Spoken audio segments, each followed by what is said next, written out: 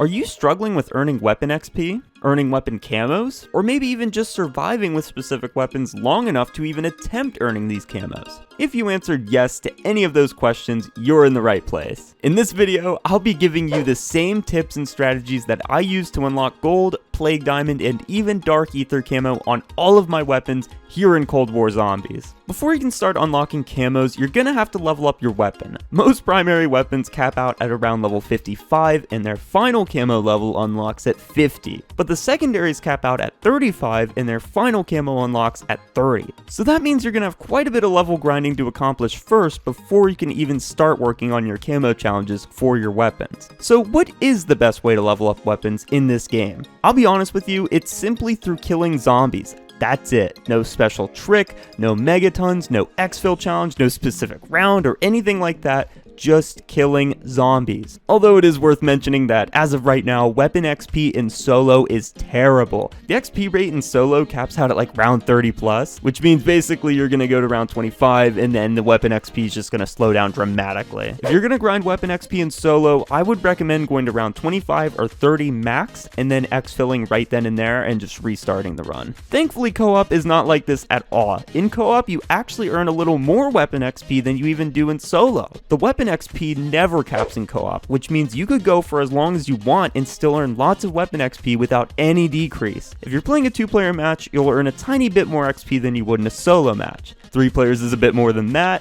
and then finally having 4 players in one match would grant you almost double weapon XP. Treyarch has never actually stated why this works this way, but I would assume it's to promote more public matches and even just co-op matches in general. Anyways, if you want to maximize your weapon XP every match, play co-op, preferably with 4 players. You could get some friends to join you or even just jump into public matches. Alright, so now that we've got the XP situation taken care of, let's talk about the actual camo challenges.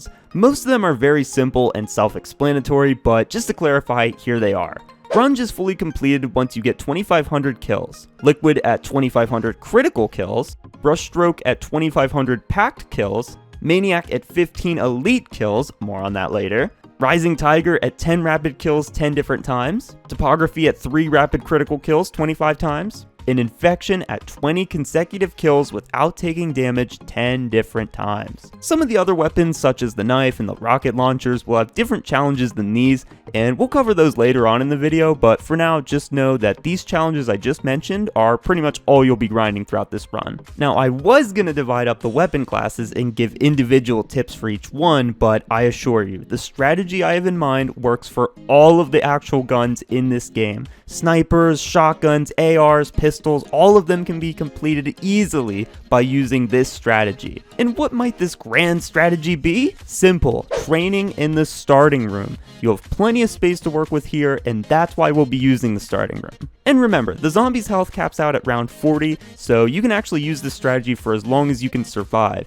because as long as your guns are fully upgraded, they should be able to kill on all rounds. Once you spawn into the map, stay in the starting room only using your starting weapon until round 11, rebuying ammo if you need to.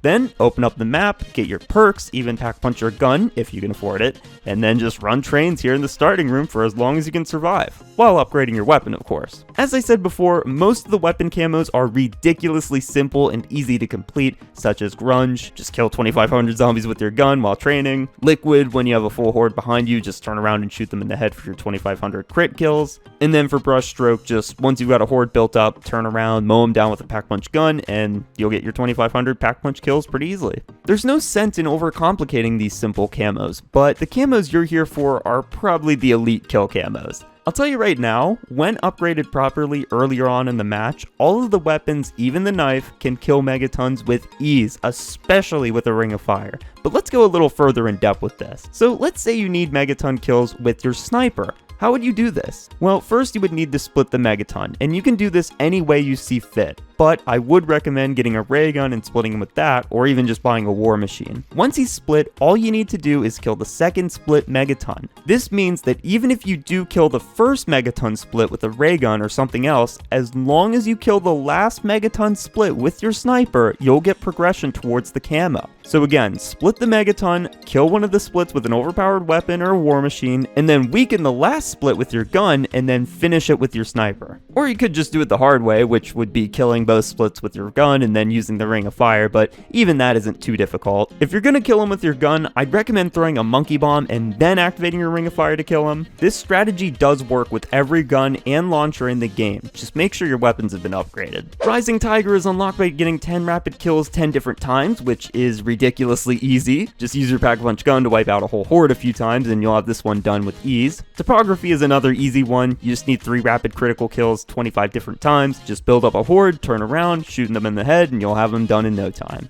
Infection is the second most difficult camo to unlock in zombies because you actually need 20 consecutive kills without taking damage 10 different times. That means you're gonna have to kill 20 zombies in a row without taking damage, which can be pretty tricky. How I did this challenge was I would build up a horde of zombies while training, and then I'd pick off 1 or 2 of them every few seconds. This allows me to keep full control of the horde without them respawning all over me right away, while still getting lots of kills towards my challenge without taking damage. As long as you take it slow and keep your distance, you should have this one done with ease as well. Now, as I said, that strategy really does work with all weapon types in the game, including the launchers and even the knife. But since those camos are a little different than those, we'll take an in-depth look at them. Let's start with the launchers. So there's 2 launchers in the game, and the M79, and both are fairly decent if you fully upgrade them. The Grunge camo is unlocked by killing 1500 zombies. The Liquid camo is unlocked by killing 2 or more zombies rapidly 50 times. Brushstroke is completed by killing 5 or more zombies with a single rocket 50 times. Vintage is getting 1500 Pack-a-Punch kills. Rising Tiger is 10 elite kills. Topography is 10 rapid kills 10 different times. And lastly, Infection is the 20 kill challenge without taking damage 10 different times. These camos are for the most part simple but grindy. As long as you follow the strategy from before and fully upgrade the launchers as early as possible, I assure you, you'll have little to no trouble with these as well.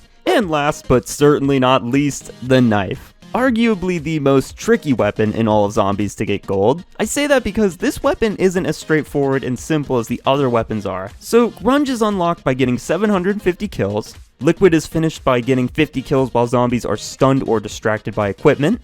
Chemical is unlocked by getting 750 Pack-a-Punch kills. Vintage is unlocked by getting 15 kills on zombies affected by Frost Blast, Ring of Fire, or killed by your in the Aether Shroud.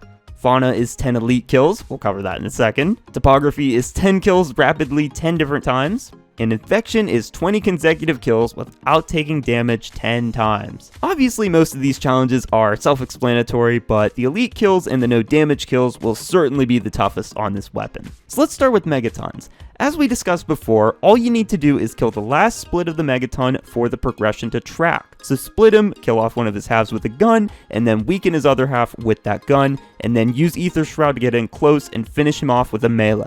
Do this 10 different times and you'll have your Megaton kills complete. As for the 20 kills with no damage, that one will not be so easy, I'm afraid. With this challenge, I would honestly just recommend jumping into a solo game and killing off the first 10 rounds with your knife as cautiously as possible, and then exfilling at round 11, or just ending the game and redoing the early rounds until you complete this challenge. Do this, and you'll have your Infection camo complete, and will probably be totally done with the hardest weapon on your Dark Aether grind. Now, for those of you who don't know, there currently is a glitch in the game that affects the Dark Aether camo grind. Basically, certain weapons might give you extra progression towards unlocking Dark Aether. I made a whole video discussing this, so feel free to check that out, but there is a good chance that this glitch is going to affect you as well, so just be prepared for that. Anyways, I really hope this little guide helped you guys out. I'm so sorry if some of this info seemed basic or simple, but that really is how this camo grind is designed. It's not really difficult so much as it is time consuming and grindy, but follow my tips and advice and I guarantee you will unlock this with ease in no time. On that note,